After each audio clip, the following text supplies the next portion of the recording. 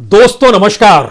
2024 के लोकसभा चुनाव और लोकसभा की 543 सीटें। वक्त है 16 से 17 महीनों का। उसके बाद नोटिफिकेशन जारी हो जाएगा, यानी सरकार कोई स्कीम का ऐलान नहीं कर सकती है और इसी 16-17 महीने के भीतर एक ऐसी प्लानिंग करनी है जिसके दायरे में 543 सीटें आ जाए। ये जानते समझते हुए कि देश के अलग अलग राज्यों का मिजाज अलग अलग तरीके का है। ये जानते समझते हुए कि क्षत्रपों की राजनीति इस दौर में सोशल इंजीनियरिंग को भी साधना जान चुकी है और इस देश के भीतर में हिंदू मुस्लिम को किस काट के आश्रय खत्म किया जाए और अपने वोट बैंक को बरकरार रखा जाए, यह भी समझ रही है। और इन सब के बीच विपक्ष एकजुटता का सवाल भी बार बार उभार पर है। लेकिन यहां तो सवाल एक ऐसी पॉलिटिकल पार्टी का है जिसके सदस्य 18 करोड़ से ज्यादा के हैं, जो दावा करते हैं, लेकिन चेहरा एक ही है। एक ही चेहरे के आश्रय और उसे ही लार्जर देन लाइफ बनाकर इस देश के सामने 2024 के चुनाव के लिए फिर से रखना है। तो कैसी बिसात होगी, कौन सी प्लानिंग होगी और कैसे इस देश के अलग अलग राजनीतिक मिजाज को साधने की कोशिश होगी। शायद 2024 का चुनाव ये जानते समझते हुए कि 10 बरस की राजनीतिक सत्ता ने इस देश के भीतर आम लोगों के कांधे पर मुश्किलों की गठरी को लाद दिया है। उस गठरी के भीतर महंगाई है, बेरोजगारी है। भविष्य किस अंधेरे में जा रहा है और किस उजाले में कैसे आए, यह एक अबूझ पहेली है। यानी दर्द और मुफलिसी जो 10 बरस के भीतर धीरे धीरे आगे बढ़ती चली गई, वह कहीं ना कहीं राष्ट्रवाद और शायद हिंदुत्व के आश्रय उसे मिटाने की कोशिश जरूर की गई। लेकिन 2024 में क्या इन सारी परिस्थितियों की उम्र पूरी हो जाएगी और उसके बाद एक नए तरीके की राजनीति इस देश में आएगी, या फिर यह मान लिया जाए कि दरअसल जब जनता की हवा चलती है तो उसमें बड़े बड़े कद्दावर नेता भी बह जाते हैं, उड़ जाते हैं। तो क्या वाकई मोदी के सामने जनता की वो हवा 2024 में चलेगी, या जिस प्लानिंग के आश्रय बीजेपी खुद को मथ रही है और नरेंद्र मोदी के चेहरे के आश्रय 2024 में इस बाजार में यानी चुनावी बाजार में खड़ा होना चाहती है, वही एक नए तरीके की हवा तो पैदा नहीं कर देगी जिसमें छत्रपों की कतार में आपके जहन में नीतीश कुमार की राजनीति आ सकती है, ममता बनर्जी की अपनी बिसात आ सकती है, चंद्रशेखर राव का अलग अलग जगह घूमते हुए सबको जमा करने की सोच आ सकती है, अखिलेश यादव का यादववाद और ओबीसी की राजनीति को साधने का प्रयास आ सकता है, शरद पवार उद्धव ठाकरे महाराष्ट्र की राजनीति में मराठा और हिंदुत्व के वोट में सेंध लगाने की स्थितियों को पैदा कर सकते हैं। तो एक ही चेहरे के आश्रय सभी को साधना है और भाषणों के जरिए उन शब्दों के आश्रय जो शब्द बोले जाएं और नारे की शक्ल में इस देश के भीतर गूंजने लगे। लेकिन प्लानिंग क्या है? और इस 543 लोकसभा की सीटों पर 2014 और 2019 से आगे निकलने की सोच भी कहीं ना कहीं कार्यकर्ताओं के भीतर पालनी है और उनके जहन में भर देना है जीत 2019 से बड़ी होने वाली है। यह उत्साह और उल्लास हर किसी को सत्ता के साथ जोड़ेगा या उस चेहरे के आश्रय उम्मीद को जगा देगा। इस प्लानिंग के भीतर आज जरा समझने की कोशिश कीजिएगा, क्योंकि इस देश के भीतर में जो 543 लोकसभा सीटें हैं उसमें बहुत साफ तौर पर टारगेट है 245 सीटें ओबीसी के शब्द के जरिए या ओबीसी के नारे के जरिए या ओबीसी के वोटों का ध्रुवीकरण करके 245 सीटों पर सेंध लगाई जा सकती है। प्लानिंग का पहला हिस्सा ओबीसी इसलिए क्योंकि हिंदुत्व की प्रयोगशाला गुजरात से जो निकली थी उसका बहुत छोटा सा हिस्सा उत्तर प्रदेश में योगी आदित्यनाथ ने इस्तेमाल किया, लेकिन नरेंद्र मोदी ने नहीं किया। आखिरी चरणों में अयोध्या के चक्कर और काशी और केदारनाथ के दरवाजे पर गए जरूर, लेकिन राजनीतिक तौर पर जो प्रयोगशाला गुजरात में हिंदुत्व के आश्रय देखी गई वह 2014 और 2019 के लोकसभा चुनाव में नहीं देखी गई। उसके पीछे राष्ट्रवाद की सोच हो सकती है, इस देश के सेना के साथ खड़े होकर कहीं ना कहीं अपनी ताकत दिखाने का एहसास भी राजनीतिक सत्ता ने कराया। लेकिन फिर वही सवाल, क्या हिंदुत्व से निकलकर ओबीसी की प्रयोगशाला में यह देश समाने लगा है? और आजादी के बाद से अलग अलग राजनीतिक दलों ने पहले मुस्लिमों को साधा, फिर दलितों को साधा, बीच में आदिवासियों को भी साधा, लेकिन अब सियासत ओबीसी के दायरे में जाकर टिक गई है।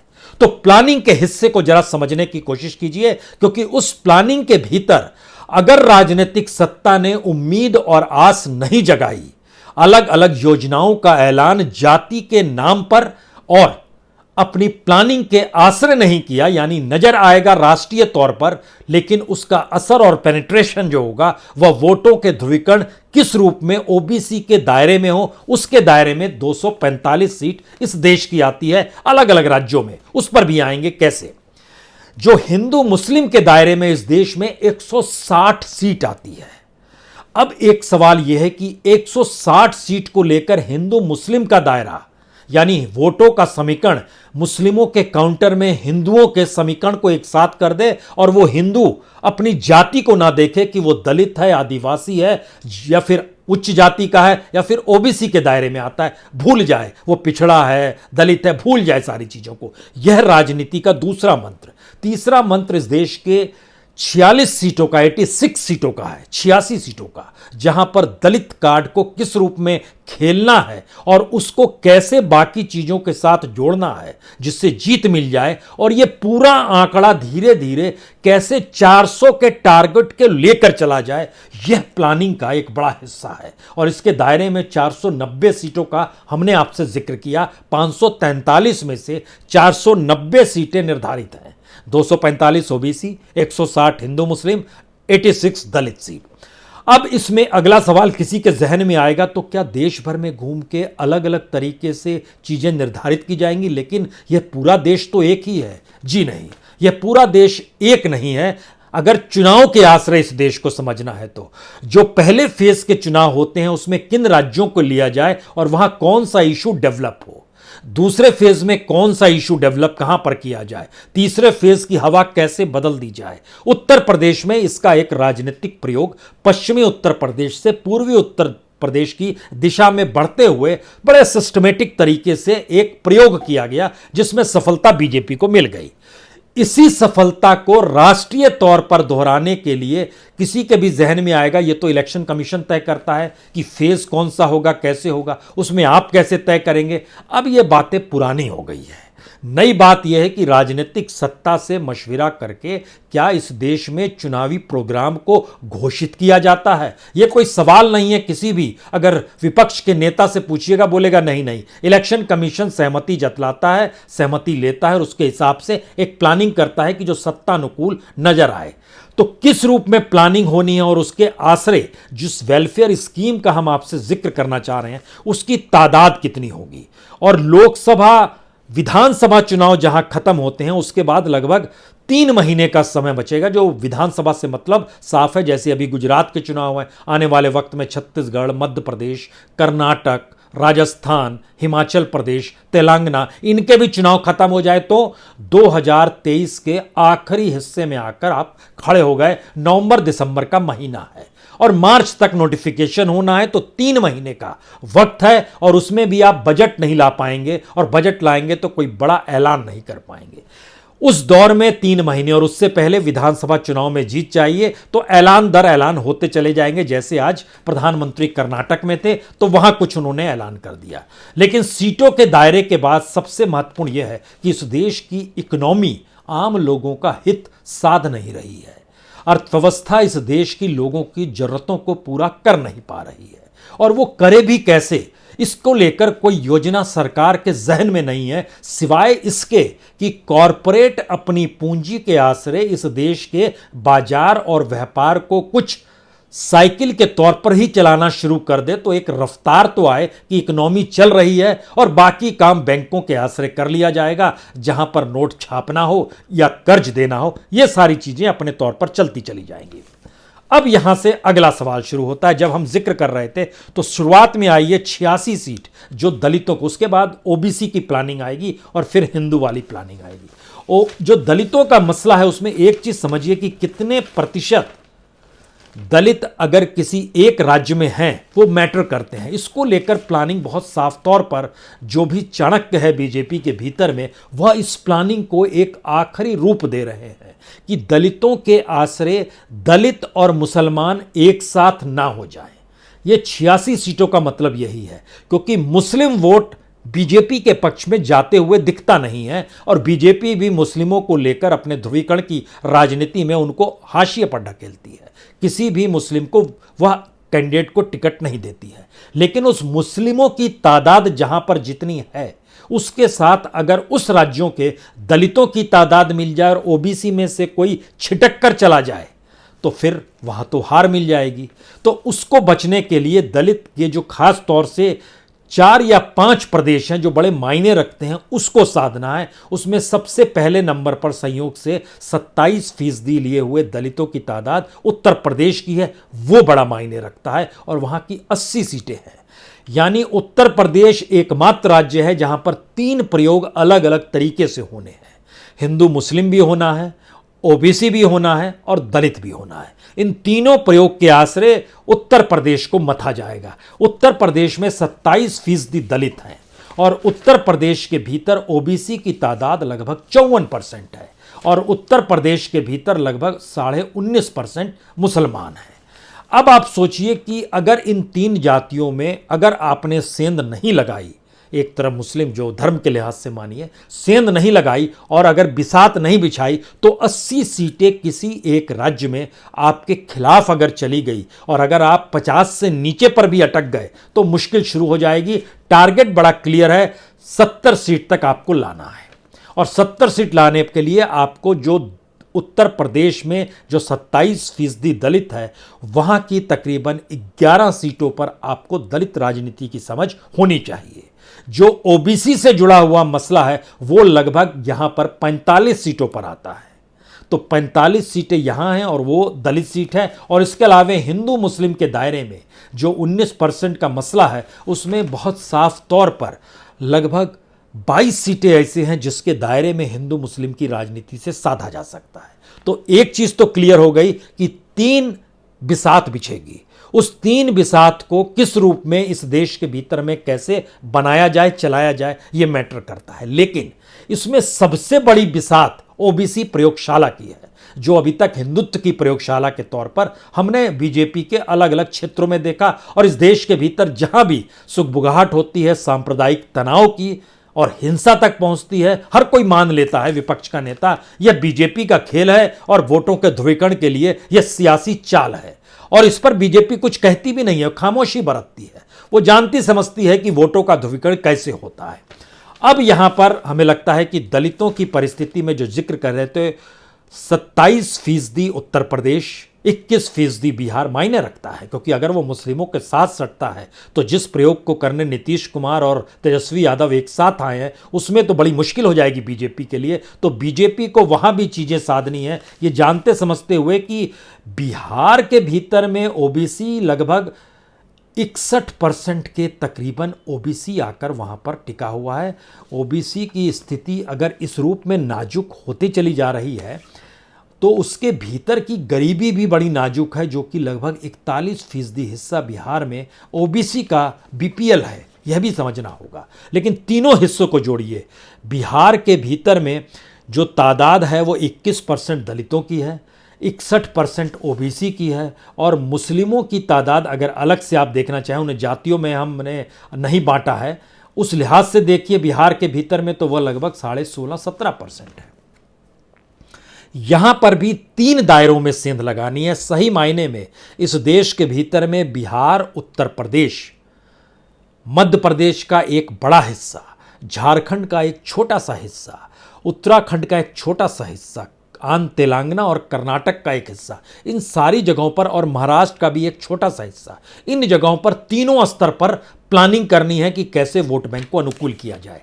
लेकिन हर किसी की रुचि है कि यह ओबीसी की प्रयोगशाला क्या होगी, क्योंकि अब आरक्षण तो मतलब रह नहीं पा रहा, नौकरी बच नहीं पा रही, सारी चीज प्राइवेटाइज की जा रही है, प्राइवेट सेक्टर आरक्षण देने की सोचता नहीं है, सरकार दबाव बना नहीं सकती है, उस इकोनॉमी को भी चलाना है। तो यह इस सोच के आसरे जो अंतर्विरोध ओबीसी के आरक्षण को लेकर है वह खत्म भी होता है, लेकिन उसको लुभाने के लिए जातियों के आसरे भी और सामूहिक तौर पर भी अलग अलग स्कीम उनके लिए लाई जाएगी। उसकी संख्या उस 3 महीने के भीतर में लगभग 11 है, जो सिर्फ जातियों के आश्रय स्कीम लाई जाएगी और उनको कहीं ना कहीं मेन स्ट्रीम, और मेन स्ट्रीम का मतलब यहां बहुत साफ है, सत्ता के साथ आपको खड़े होना है।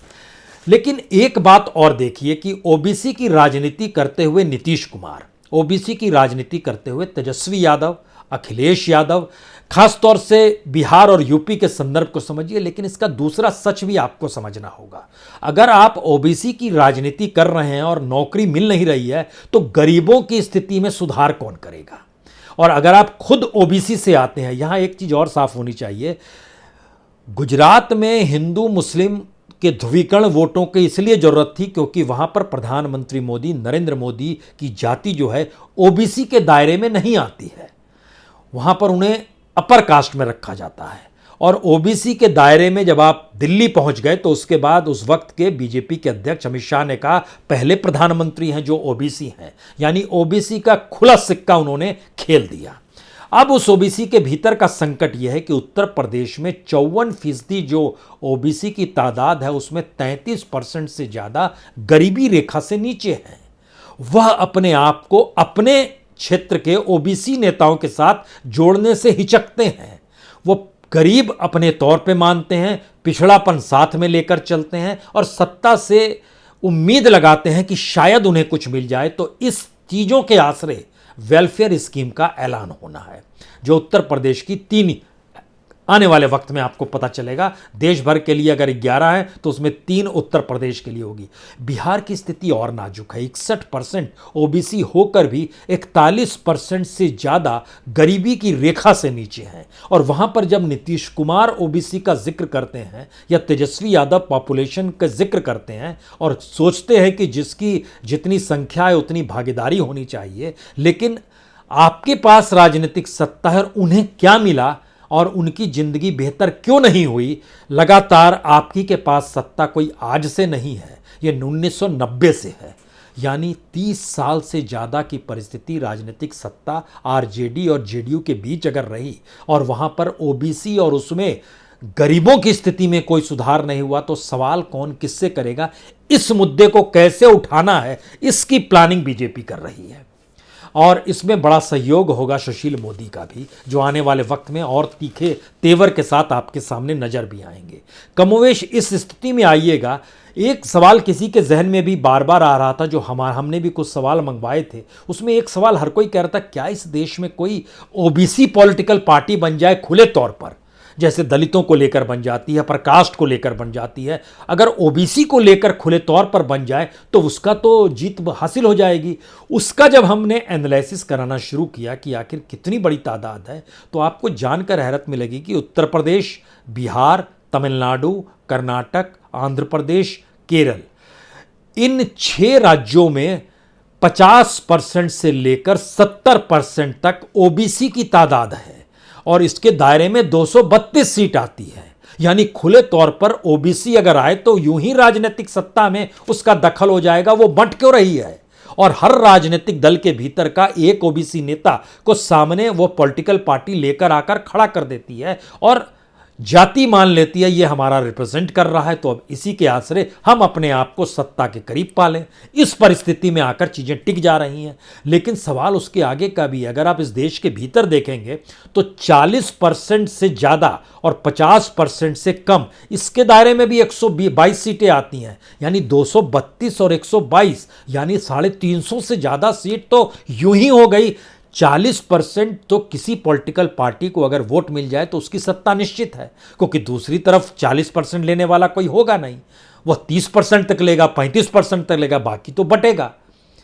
तो अगर इस लिहाज से सोचिए तो 350 सीटें सीधे सीधे ओबीसी के दायरे में 40 से 70% के हिस्से में आती है। लेकिन हमें ओबीसी चाहिए माइनस यादव, हमको दलित चाहिए माइनस जाटव। और जाटव की राजनीति करने वाले या यादव की राजनीति करने वाले इस बात को नहीं समझ पा रहे हैं कि वह जब तक अपने आप को अपनी जाति में बांधे रहेंगे तब तक वह उस नामुमकिन परिस्थिति को मुमकिन कैसे बनाएंगे जिसकी सोच उन्होंने 2024 को लेकर पाल रखी है। दूसरा सवाल ये था, क्योंकि इस दायरे में जब हमने देखा तो 40 से 50 के बीच में गुजरात, तेलंगाना, मध्य प्रदेश, राजस्थान, झारखंड, छत्तीसगढ़, इन तमाम जगहों पर लगभग 43% मध्य प्रदेश में, बाकी सभी जगह 45% छत्तीसगढ़ में, झारखंड में 46%, राजस्थान में 48%, गुजरात में 47%। यह स्थिति है। नाजुक स्थिति ओबीसी की होती है महाराष्ट्र में, जहां 32% है। वहां चीजें आपको कुछ और चाहिए, तो वहां हिंदुत्व का मिश्रण था। हिंदुत्व के मिश्रण में चीजें बट गई। उद्धव ठाकरे के आप खिलाफ हो गए। जो आरएसएस चाहती है भैया उसको साथ तो ले लो, और साथ लेकर तो चलो, आने वाले वक्त में साथ ही देगा आपका, और आपको कहीं विस्तार ही मिलेगा। लेकिन खैर ये दूर की बात है। हरियाणा के भीतर 31% ओबीसी है, असम में 25% ओबीसी है। लेकिन इनके पैरेलल में दूसरी राजनीति जो हिंदू मुस्लिम की, जो इस देश को प्रभावित 2024 में करने वाली है, ओबीसी सही मायने में एक प्रयोगशाला है, राजनीतिक प्रयोगशाला चुनाव के लिए। लेकिन हिंदू मुस्लिम वोटों का एक ऐसा ध्रुवीकरण है जिसमें नफरत और शायद घृणा, ये दोनों भरी हुई है। उसके आश्रय भी राजनीति को अगर साधना है, जम्मू कश्मीर में सबसे ज़्यादा 68% है, वहाँ की राजनीति को साधने के लिए एक गुलाम नबी आज़ाद चाहिए थे, मिल गए। अब उनके आश्रय चीज़ों को साधा जा सकता है। ये विधानसभा वाला मसला नहीं है, ये लोकसभा की एक एक सीट का मसला है, जो 2024 में खतरे की घंटी इस वक्त बीजेपी को इसलिए नजर आ रही है क्योंकि 10 साल की राजनीतिक सफलताएं तो उनके पास है, लेकिन सामाजिक सफलता, आर्थिक सफलता उसके हाथ में नहीं है।